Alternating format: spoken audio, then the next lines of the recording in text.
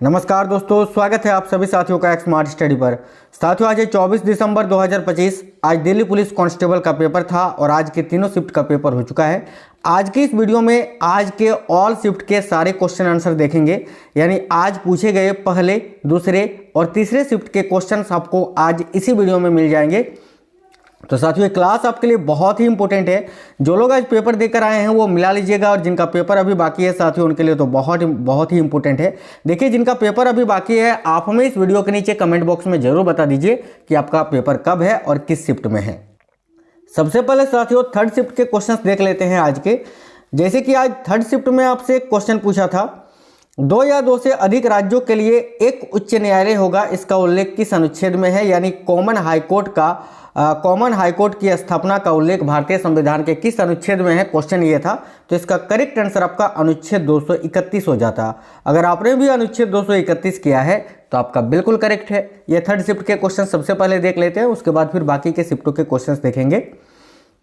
एक क्वेश्चन था, सूर्यसेन का जन्म किस स्थान पर हुआ था।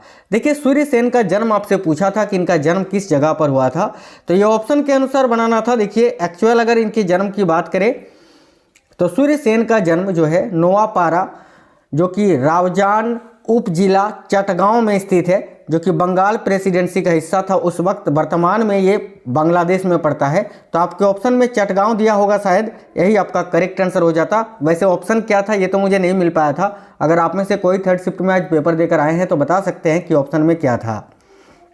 और साथियों, जिनका पेपर अभी बाकी है आप हमें इस वीडियो के नीचे कमेंट बॉक्स में जरूर बता दीजिए कि आपका पेपर कब है और किस शिफ्ट में है। देखिए, एक क्वेश्चन था, क्रांतिकारी खुदीराम बोस के ऊपर कौन सा प्रसिद्ध गीत लिखा गया है। क्वेश्चन ये था।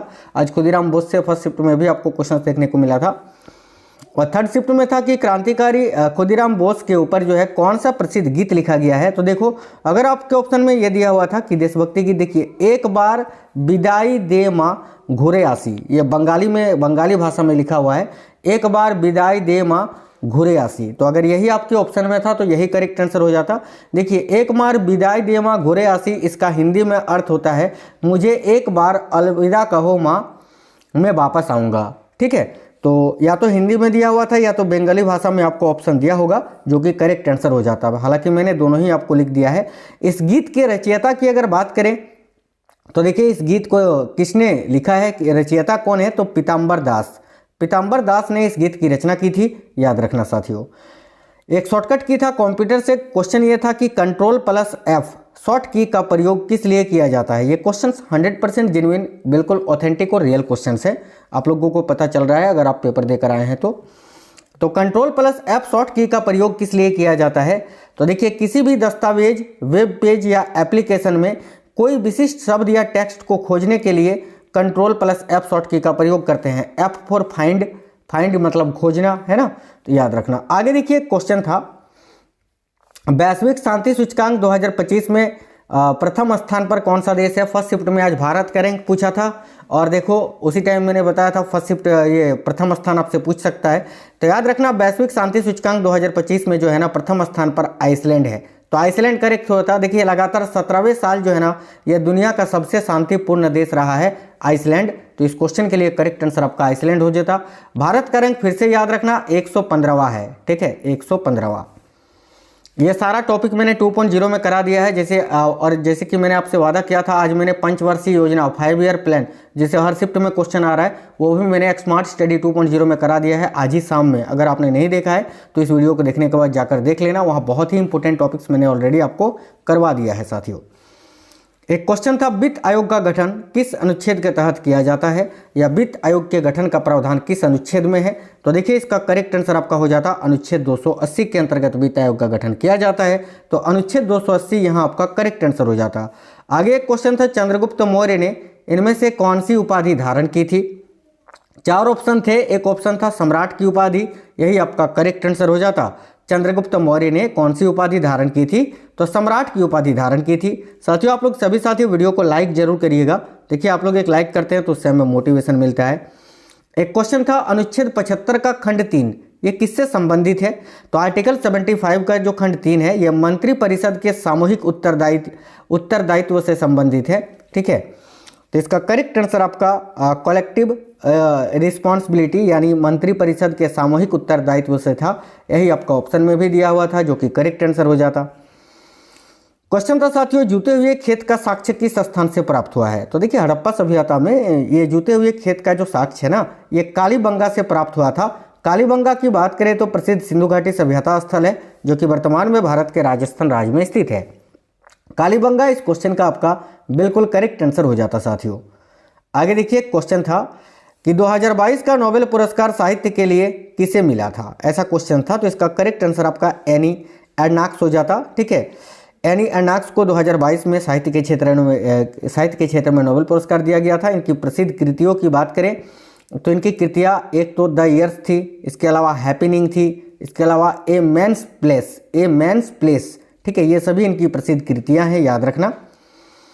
एक क्वेश्चन था, इनमें से कौन सा कण है जो तीनों से अलग है? 4 ऑप्शन शायद दिए हुए थे, इलेक्ट्रॉन, प्रोटॉन, न्यूट्रॉन और पॉजिट्रॉन। तो पॉजिट्रॉन इस क्वेश्चन का करेक्ट आंसर होता, क्योंकि इलेक्ट्रॉन, प्रोटॉन और न्यूट्रॉन ये देखिए परमाणु के नाभिक में होते हैं, लेकिन ये जो है ना पॉजिट्रॉन ये आपका उससे उन तीनों से अलग था, तो यही आपका करेक्ट आंसर हो जाता। एक क्वेश्चन था, भारत के किस राज्य का शास्त्रीय नृत्य भारतनाट्यम है? या फिर क्वेश्चन ऐसा था कि भारतनाट्यम भारत के किस राज्य का शास्त्रीय नृत्य है? तो इसका करेक्ट आंसर साथियों आपका तमिलनाडु हो जाता भाई। ठीक है, देखिए आगे क्वेश्चन देखते हैं। जैसे कि एक क्वेश्चन था, प्रोकैरियोटिक और यूकैरियोटिक कोशिकाओं में मुख्य अंतर क्या है? ये क्वेश्चन आज के सेकंड शिफ्ट के क्वेश्चन है, आपके ध्यान से देखिएगा। तो प्रोकैरियोटिक और यूकैरियोटिक कोशिकाओं में मुख्य अंतर, तो याद रखिएगा यूकैरियोटिक कोशिकाओं में देखिए एक वास्तविक झिल्लीबद्ध नाभिक यानी न्यूक्लियस और अन्य कोशिकांग होते हैं, जबकि प्रोकैरियोटिक कोशिकाओं में झिल्लीबद्ध कोशिकांग नहीं होते हैं। बस यही अंतर है, तो ये आपका करेक्ट आंसर हो जाता है। कोई एक ऑप्शन में आपको दिया होगा। आगे देखिए क्वेश्चन था, सम्राट हर्षवर्धन के शासनकाल में, ठीक है, किस चीनी यात्री ने भारत की यात्रा की थी? तो भाई इसका करेक्ट आंसर आपका वेनसांग हो जाता साथियों, वेनसांग। ठीक है, देखिए प्रसिद्ध चीनी यात्री वेनसांग ने जो है ना सम्राट हर्षवर्धन के शासनकाल में भारत में यात्रा की थी, जो लगभग 630 ईस्वी से 643 ईस्वी के बीच आया था, और यह भारत में बौद्ध धर्म का अध्ययन करने के लिए आया था, याद रखना। आगे देखिए क्वेश्चन था, सत्रिया भारत के किस राज्य का शास्त्रीय नृत्य है? ये क्वेश्चन आज शायद फर्स्ट शिफ्ट में अभी आपका आया था। तो सत्रिया की बात करें तो ये असम राज्य का शास्त्रीय नृत्य है। इस क्वेश्चन के लिए करेक्ट आंसर आपका साथियों असम हो जाता भाई। ठीक है, एक क्वेश्चन था साथियों, पृथ्वी के वायुमंडल के किस परत में तापमान 2000 डिग्री सेल्सियस तक पहुंच सकता है? तो अगर आपके ऑप्शन में थर्मोस्फियर यानी तापमंडल दिया हुआ था तो यही करेक्ट आंसर होता, और अगर आपको थर्मोस्फियर मध्यमंडल नहीं था तो फिर आपको बहिर्मंडल दिया होगा। ठीक है, देखिए थर्मोस्फियर मध्यमंडल के ऊपर और बहिर्मंडल के नीचे होती है, जो लगभग 800 से 700 किलोमीटर की ऊंचाई पर स्थित है। एक क्वेश्चन था, भारत में 1966 से 1969 तक योजना अवकाश का मुख्य कारण क्या था? इसका करेक्ट आंसर होता भारत पाक युद्ध और भारत चीन युद्ध। देखिए भारत और पाकिस्तान के मध्य जो है ना 1965 में युद्ध हुआ था, भारत चीन के बीच 1962 में युद्ध हुआ था, और ये सब जो है ना साथियों आपका तीसरी पंचवर्षीय योजना के अंतर्गत ही हुआ था, जो कि असफल रही थी। साथियों पंचवर्षीय योजना वाला डिटेल में मैंने बता दिया है 2.0 में, अभी इस वीडियो को देखने के बाद जाकर देख लेना, वहाँ पर आर्टिकल भी करा दिए हैं, नियुक्तियाँ भी करा दिया है, नया मंत्रिमंडल भी करा दिया है, करेंट अफेयर्स की क्लासेस तो आपको करवा ही रहे हैं, इंडेक्स करवा दिया है, सब कुछ वहाँ पर मिल जाएगा, आपको जाकर देख लेना, कोई भी क्वेश्चन आपका नहीं छूटेगा। देखिए एक क्वेश्चन था, भारतीय न्याय संहिता, ठीक है, यानी बीएनएस के अंतर्गत निम्नलिखित में से किस अपराध के लिए आपराधिक दंड के रूप में सामुदायिक सेवा करने का आदेश दिया जाता है? तो मानहानि के केस में, अगर आपके ऑप्शन में मानहानि दिया हुआ था तो ये करेक्ट आंसर होता, और ये बीएनएस के धारा यानी भारतीय न्याय संहिता की धारा 4 के अंतर्गत आता है। एक क्वेश्चन था साथियों, विनय पिटक में किसका वर्णन है? इससे पहले आपको कल या परसों शायद पूछा था कि विनय पिटक का संबंध किस धर्म से है, तो बौद्ध धर्म करेक्ट आंसर होता। अब देखिए विनय पिटक में किसका वर्णन किया गया है? तो बौद्ध भिक्षुओं और भिक्षुनियों के लिए बनाए गए अनुशासन के नियमों और उनके मठवासी जीवन यानी संघीय जीवन का वर्णन किया गया है साथियों विनय पिटक में, यही आपका करेक्ट आंसर हो जाता। आगे देखिए क्वेश्चन था, 24 जनवरी 2025 को उत्तर प्रदेश स्थापना दिवस को किसने संबोधित किया था? तो इसका करेक्ट आंसर आपका योगी आदित्यनाथ हो जाता। एक और एक्स्ट्रा फैक्ट याद रखना कि 2025 के उत्तर प्रदेश स्थापना दिवस के मुख्य अतिथि कौन थे? तो उस समय के उपराष्ट्रपति जगदीप धनखड़। ठीक है, देखिए क्वेश्चन था निम्नलिखित में से किस त्योहार में सूर्य देवता की पूजा की जाती है। इसका करेक्ट आंसर हो जाता छठ पूजा में साथियों। छठ पूजा इस क्वेश्चन का करेक्ट आंसर आपका हो जाता। आगे देखिएगा नेक्स्ट क्वेश्चन था कल्पक्कम परमाणु संयंत्र किस राज्य में स्थित है। तो भाई कल्पक्कम परमाणु संयंत्र जो है ना साथियों, यह भारत के तमिलनाडु राज्य में स्थित है। इसका करेक्ट आंसर आपका तमिलनाडु हो जाता। मैं आपको तीनों शिफ्टों के क्वेश्चंस करवा रहा हूं और बिल्कुल फास्ट तरीके से, सुपर फास्ट है ना। एक क्वेश्चन था साथियों, भारत का मैनचेस्टर किसे कहा जाता है। बड़ा ही सिंपल क्वेश्चन था यार, ऐसे में तो कट ऑफ बहुत ही ज़्यादा हाई जाएगी। देखिए भारत का मैनचेस्टर किसे कहा जाता है, तो इसका करेक्ट आंसर आपका अहमदाबाद हो जाता। एक क्वेश्चन था सागौन के वृक्ष मुख्य रूप से किस प्रकार के वनों में पाए जाते हैं। देखिए सागौन के जो वृक्ष है ना साथियों, ये मुख्य रूप से उष्णकटिबंधीय पर्णपाती वनों में पाए जाते हैं। तो उष्णकटिबंधीय पर्णपाती वन आपका करेक्ट आंसर हो जाता। देखिए आगे बढ़ने से पहले मैं आपको बता दूं, आज तो नहीं हो पाया था, तो कल जो है ना मैं आपको एक पूरे 100 क्वेश्चन का, टॉप 100 क्वेश्चन का स्टैटिक जीके और करेंट अफेयर्स का एक्सपेक्टेड क्वेश्चन करवा दूंगा। जो टॉपिक से अभी एसएससी आपको क्वेश्चंस पूछ रहा है वही टॉपिक्स कवर करके जिनका पेपर अभी बाकी है उनके लिए जो है ना टॉप 100 क्वेश्चन कल करीब 3 बजे, 3 या 3:30 बजे कल वो वीडियो अपलोड होगी चैनल में दोपहर में, क्योंकि कल क्रिसमस भी है ना, तो दिन में तो नहीं हो पाएगा। करीब शाम में या फिर 3 साढ़े 3 बजे यानी 4 बजे के पहले आपको क्लास मिल जाएगी, वो आप ज़रूर से ज़रूर देख लेना। बाकी आप 2.0 में जाकर जो है ना क्लासेस देख सकते हैं, मैं आपको टॉपिक वाइज वहाँ पर करा दिया हूँ। सागौन के वृक्ष मुख्य रूप से किस प्रकार के वनों में पाए जाते हैं, तो इसका करेक्ट होता उष्णकटिबंधीय पर्णपाती वनों में। आगे देखिए क्वेश्चन था वर्तमान में भारत के केंद्रीय कृषि और किसान कल्याण मंत्री कौन है। शिवराज सिंह चौहान करेक्ट आंसर हो जाता। मैंने नया मंत्रिमंडल ऑलरेडी करा रखा है 2.0 में। देखिए क्वेश्चन था 2025 के एशियाई युवा खेलों में भारत में कुल कितने पदक जीते थे। तो साथियों 2025 के एशियाई युवा खेलों में भारत ने कुल कितने पदक जीते थे, तो इसका करेक्ट आंसर 48 हो जाता, 48, जिसमें से 13 स्वर्ण पदक थे, 18 रजत पदक थे और 17 आपके कांस्य पदक थे।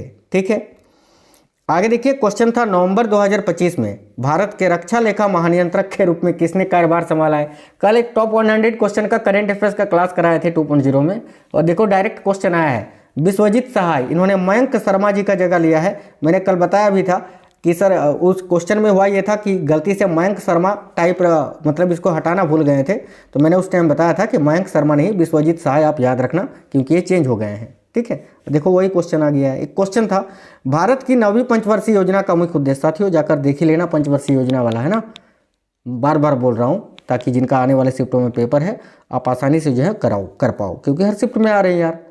आर्टिकल्स भी करा दिया है टॉप 75, उससे बाहर कुछ भी नहीं है, जाकर देख लो। देखिए भारत की 9वीं पंचवर्षीय योजना का मुख्य उद्देश्य क्या था, करेक्ट होता सामाजिक न्याय और समानता के साथ विकास। आगे देखिए क्वेश्चन था संविधान सभा का उद्देश्य प्रस्ताव किसने तैयार किया था। इस क्वेश्चन के लिए आपका करेक्ट आंसर हो जाता पंडित जवाहरलाल नेहरू जी ने। ठीक है, आगे देखिए क्वेश्चन था पोषण 2.0 के अंतर्गत किस आयु वर्ग के बच्चों को शामिल किया गया है। तो साथियों इसमें दो वर्ग को शामिल किया गया है। एक तो मुख्य रूप से 0 से 6 वर्ष तक के बच्चे, जो कि आपके ऑप्शन में था, यही आपका करेक्ट आंसर होता। ठीक है, ये नवजात शिशुओं के लिए मतलब कि प्रारंभिक चरण में, और दूसरा एक है किशोरियों के लिए भी, जो कि 14 से 18 साल की किशोरियों को पोषण संबंधी सहायता और शिक्षा दी जाती है, खासतौर पर भारत के उत्तर पूर्वी राज्यों में। ठीक है, आगे देखिए क्वेश्चन था भारत सरकार ने किस वर्ष तक देश में सिकल सेल एनीमिया को समाप्त करने का लक्ष्य रखा है। तो इसका करेक्ट आंसर आपका 2047 हो जाता। ठीक है, भारत सरकार ने किस वर्ष तक जो है देश में सिकल सेल एनीमिया को समाप्त करने का लक्ष्य रखा है, करेक्ट होता साथियों 2047 तक। आगे देखिए क्वेश्चन था भारतीय संविधान में संयुक्त राज्य अमेरिका के संविधान से इनमें से कौन सी विशेषता ली गई है। ऑप्शन में मौलिक अधिकार, न्यायिक समीक्षा, राष्ट्रपति पर महाभियोग तीनों था, और एक ऑप्शन था ये सभी, तो वही आपका करेक्ट आंसर होता, क्योंकि ये सभी जो है अमेरिका से ही लिया गया है। क्वेश्चन था साथियों 1992 में भारत की आर्थिक वृद्धि दर लगभग कितनी थी। तो करेक्ट होता 5.5%, याद रखना। एक क्वेश्चन था सेबी का स्थापना का मुख्य उद्देश्य क्या था। देखिए सेबी यानी security exchange board of India, इसके वर्तमान में अध्यक्ष है तुहिन कांता पांडे जी, याद रखना, आने वाले शिफ्टों में पूछा जाएगा। और देखिए इसका मुख्य उद्देश्य क्या था, तो प्रतिभूतियों में निवेश करने वाले निवेशकों के हितों की रक्षा करना, प्रतिभूति बाजार के विकास को बढ़ावा देना और उसका विनियमन करना, और बाजार से जुड़े मामलों का निपटान करना, यही मुख्य उद्देश्य था। इसके अनुसार जो भी ऑप्शन था वो करेक्ट आंसर होता। एक क्वेश्चन था भारत में एक राज्य का कार्यभार जो है ना किसके अधीन होता है। तो संवैधानिक रूप से अगर देखें तो राज्यपाल के पास। ठीक है, आगे देखिए क्वेश्चन था 2023 का बुकर प्राइज किसने जीता था। तो 2023 का जो बुकर प्राइज है साथियों, ये पॉल लिंच ने जीता था, जो कि एक आयरिश लेखक हैं। इनका जो उपन्यास था पैगंबर गीत के लिए इनको यह पुरस्कार दिया गया था, याद रखना। आगे देखिए क्वेश्चन था इकोनॉमिक्स से कि प्राथमिक घाटा ज्ञात करने का सही सूत्र क्या होता है। साथियों प्राथमिक घाटा ज्ञात करने का सही सूत्र होता है प्राथमिक घाटा बराबर राजकोषीय घाटा माइनस ब्याज भुगतान, ठीक है। आगे देखिए क्वेश्चन था खेलो इंडिया यूनिवर्सिटी गेम्स 2025 के 5वें संस्करण का आयोजन कब से कब तक किया गया।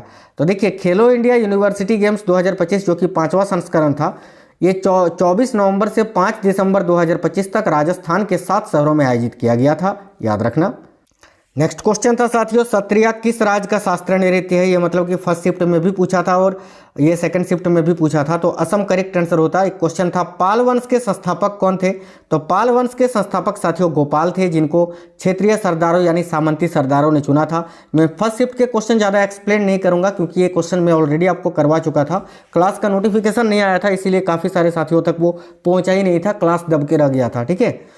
आप लोग चाहे तो जाकर देख सकते हैं डिटेल में। देखिए एक क्वेश्चन था राष्ट्रपति पर महाभियोग का उल्लेख संविधान के किस अनुच्छेद में है। तो इसका करेक्ट आंसर आपका अनुच्छेद 61 हो जाता साथियों, ठीक है। क्वेश्चन था एलआईसी के वर्तमान में अध्यक्ष कौन है। तो देखिए एलआईसी के अगर वर्तमान में अध्यक्ष की बात करें तो ये श्री सिद्धार्थ मोहंती जी हैं भाई। सिद्धार्थ मोहंती आपका करेक्ट आंसर हो जाता साथियों। और अगर आपसे आने वाले शिफ्टों में पूछे एलआईसी के वर्तमान में सीईओ और एमडी कौन है, तो आर दुराईस्वामी याद रखेंगे। एक क्वेश्चन था वैश्विक शांति सूचकांक 2025 में भारत की रैंक क्या थी। तो इसका करेक्ट आंसर आपका 115वीं हो जाती। और भारत का रैंक याद रखना 2.229 है 2025 के अनुसार, है ना। और अभी थर्ड शिफ्ट में आपको पहला रैंक पूछा था, जो कि साथियों मैंने बताया आइसलैंड का है। इसको कौन जारी करता है, तो याद रखना institute for economics and peace के द्वारा जारी किया जाता है। एक क्वेश्चन था संविधान के किस अनुच्छेद के तहत राज्यों की सीमा से संबंधित तथा नए राज्य बनाने का प्रावधान है। तो इसका करेक्ट आंसर आपका अनुच्छेद 3 हो जाता। मैं ज़्यादा एक्सप्लेन अभी नहीं करूंगा क्योंकि वीडियो लंबी हो जाएगी फिर। एक क्वेश्चन था गौर मारिया नृत्य का संबंध भारत के किस राज्य से है। तो गौर मारिया नृत्य का संबंध जो है साथियों, ये भारत के छत्तीसगढ़ राज्य से है भाई। तो करेक्ट आंसर साथियों आपका छत्तीसगढ़ हो जाता। साथियों देखिए आप लोग वीडियो को लाइक जरूर करिएगा। देखिए आप लोग एक लाइक करते हैं तो उससे हमें मोटिवेशन मिलता है, ठीक है। क्वेश्चन था 2023 में साहित्य नाटक अकेडमी पुरस्कार अंग्रेजी भाषा में किसे दिया गया था। तो इसका करेक्ट आंसर होता नीलम शरण गौर को, उनकी कृति रिक्विएम इन रागा के लिए, याद रखना, ठीक है। क्वेश्चन था क्रांतिकारी खुदीराम बोस को कितने उम्र में फांसी की सजा दी गई थी। तो इसका करेक्ट आंसर होता 18 साल की उम्र में, ठीक है। और कब, तो 11 अगस्त 1908 को। एक क्वेश्चन था इसरो के वर्तमान में अध्यक्ष कौन है। ये सारा टॉपिक मैंने 2.0 में कराया है, नई नियुक्तियां वाला वर्तमान में कौन क्या है, आप लोग देख सकते हैं साथियों, कोई भी क्वेश्चन आपका नहीं छूटेगा। इसरो के वर्तमान में अध्यक्ष कौन है, तो वी नारायणन, जो कि इसरो के 11वें अध्यक्ष है साथियों। क्वेश्चन था भारतीय संविधान में अल्पसंख्यकों से संबंधित अनुच्छेद कौन सा है। तो देखिए अल्पसंख्यकों से संबंधित अनुच्छेद एक तो आपका 29 है और एक आपका 30 है। अनुच्छेद 29 की बात करें तो ये अल्पसंख्यकों के हितों का संरक्षण, जो भाषा, लिपि और संस्कृति की रक्षा करता है। और अनुच्छेद 30 जो है ये अल्पसंख्यकों को अपनी पसंद के शैक्षणिक संस्थान स्थापित करने और प्रशासन करने का अधिकार देता है। आगे देखिए क्वेश्चन था इब्राहिम लोदी और राणा सांगा के बीच युद्ध का कारण क्या था। तो इसका करेक्ट आंसर आपका होता क्षेत्रीय विस्तार और सत्ता पर वर्चस्व, ठीक है। चलिए क्वेश्चन था 1950 में योजना आयोग के अध्यक्ष कौन थे, ठीक है। तो करेक्ट आंसर आपका होता प्रधानमंत्री पंडित जवाहरलाल नेहरू जी। एक क्वेश्चन था बीएनएस यानी भारतीय न्याय संहिता ने किसकी जगह ली है।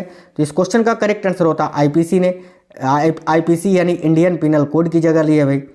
आगे देखिए क्वेश्चन था भारतीय न्याय संहिता में ट्रांसजेंडरों से संबंधित धारा कौन सी है। तो इसका करेक्ट आंसर आपका धारा 2 का खंड 10 हो जाता, यही आपके ऑप्शन में दिया होगा, या फिर यह अगर ऑप्शन नहीं था तो धारा 18 दिया होगा या फिर धारा 3 दिया होगा। ये तीनों ही धाराएं ये ट्रांसजेंडर से संबंधित हैं। एक क्वेश्चन था ब्रिक्स सदस्य देशों में सबसे ज़्यादा कॉफ़ी कौन सा देश उत्पादित करता है। सिंपल क्वेश्चन था, करेक्ट आंसर हो जाता ब्राज़ील। देखिए क्वेश्चन था एशियन यूथ गेम्स 2025 का आयोजन कहाँ हुआ, जिसमें भारत अब तक का सर्वश्रेष्ठ प्रदर्शक था। तो इसका करेक्ट आंसर आपका मनामा बहरीन हो जाता, क्योंकि मनामा में ही इसका आयोजित हुआ था। इसमें जो है ना भारत ने कुल 48 पदक जीते थे, याद रखना साथियों, जो कि मैंने आपको पहले भी बताया। सेकंड शिफ्ट में भी इससे रिलेटेड क्वेश्चन देखने को मिला है। एक क्वेश्चन आपका अर्पानेट का फुल फॉर्म पूछा था कि अर्पानेट का फुल फॉर्म क्या होता है। तो अर्पानेट का फुल फॉर्म की बात करें तो advanced research projects agency network इसका फुल फॉर्म होता है। आगे देखिए क्वेश्चन था दूसरी पंचवर्षीय योजना क्यों जरूरी थी। देखिए दूसरी पंचवर्षीय योजना जो कि 1965 से 61 तक चली थी, ठीक है, जरूरी थी क्योंकि इसका लक्ष्य तीव्र औद्योगिकीकरण, रोजगार के अवसरों में वृद्धि और आर्थिक असमानताओं को कम करना था, जिसके लिए भारी उद्योगों जैसे बिजली, सिंचाई, परिवहन पर अधिक जोर दिया गया और महालनोबिस मॉडल का उपयोग करके सार्वजनिक क्षेत्र के विकास पर ध्यान केंद्रित किया गया, ठीक है, ताकि देश की अर्थव्यवस्था को कृषि प्रधान से औद्योगिक आधार की ओर बढ़ाया जा सके और राष्ट्रीय आय में महत्वपूर्ण वृद्धि हो। यही जो है इसका मुख्य उद्देश्य था साथियों। तो साथियों बिल्कुल सुपर फास्ट से भी फास्ट क्लास करके मैंने तीनों शिफ्टों के क्वेश्चंस जो कि 100% रियल और ऑथेंटिक थे वो मैंने आपको करा दिए हैं। आप हमें इस वीडियो के नीचे कमेंट बॉक्स में जरूर बताइए आपका पेपर कब है और किस शिफ्ट में है। वीडियो को लाइक और अपने दोस्तों के साथ जरूर शेयर करिएगा। मिलेंगे आपसे नेक्स्ट वीडियो में। जय हिंद साथियों, वंदे मातरम।